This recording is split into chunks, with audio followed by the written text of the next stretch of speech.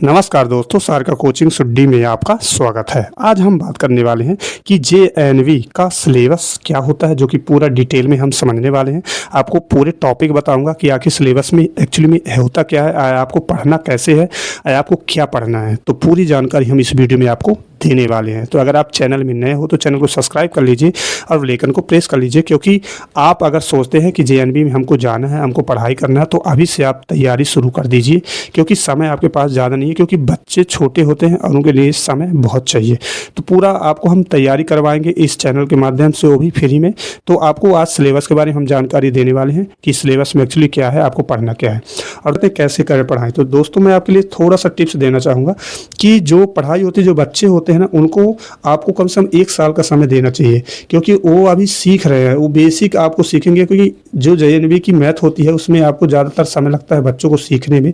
उनको बेसिक पूरा समझना पड़ता है, उसके बाद उनको प्रैक्टिस भी करनी पड़ती है। तो उनके लिए अभी आपके लिए समय अच्छा है कि जो कि अभी अगर आप 5वीं क्लास में आपका बच्चा है या 5वीं क्लास में बच्चा पढ़ रहा है, तो उनके लिए अभी से तैयारी करवाना शुरू कर दीजिए।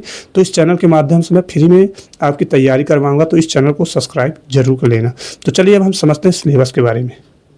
तो चलिए दोस्तों, अब हम सिलेबस की अगर बात करें तो जेएनवीएसटी का सिलेबस जो बहुत कठिन नहीं होता है।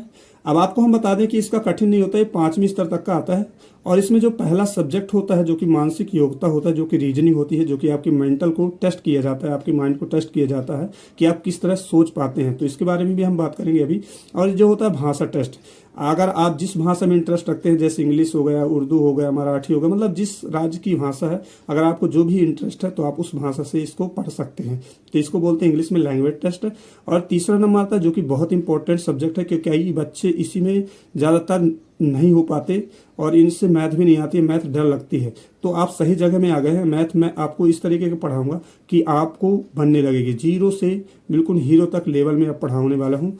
तो आपको बता दूं कि मैथ जो होती है वो भी आती है, जो कि इसके हम टॉपिक भी समझेंगे आगे चल के। अब इसमें हम बात करते हैं कि अब जैसे पहला है मानसिक योग्यता। अब मानसिक टॉपिक क्या क्या होते हैं, तो पहला जैसे फिगर सीरीज होता है, और दूसरा जो होता है आपका ऑड वन आउट, और एक तीसरी होती है जैसे मिरर इमेज। और जो चौथी होती है ना आपकी, वो चौथी जो होती है वो होती है पैटर्न बेस्ड क्वेश्चन आते हैं। इसके बाद आता है आपका 5वां नंबर पेपर फोल्डिंग।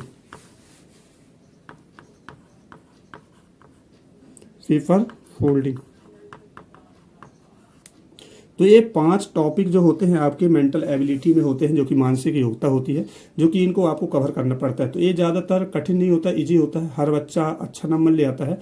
अब हम बात करते हैं दूसरे सिलेबस की, जैसे मैथ, जो कि बहुत इंपॉर्टेंट है। तो मैथ में क्या है,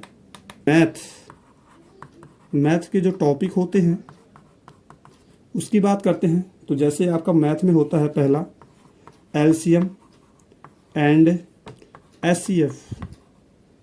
एचसीएफ होता है, और दूसरा जो होता है हमारा फ्रैक्शन, और तीसरा जो आपका होता है वो होता है परसेंटेज, और जो चौथा जो आपका होता है प्रॉफिट एंड लॉस। इसके बाद आपका आता है 5वां नंबर डेसिमल, और जो आपका 6वां नंबर आता है वो टाइम एंड डिस्टेंस।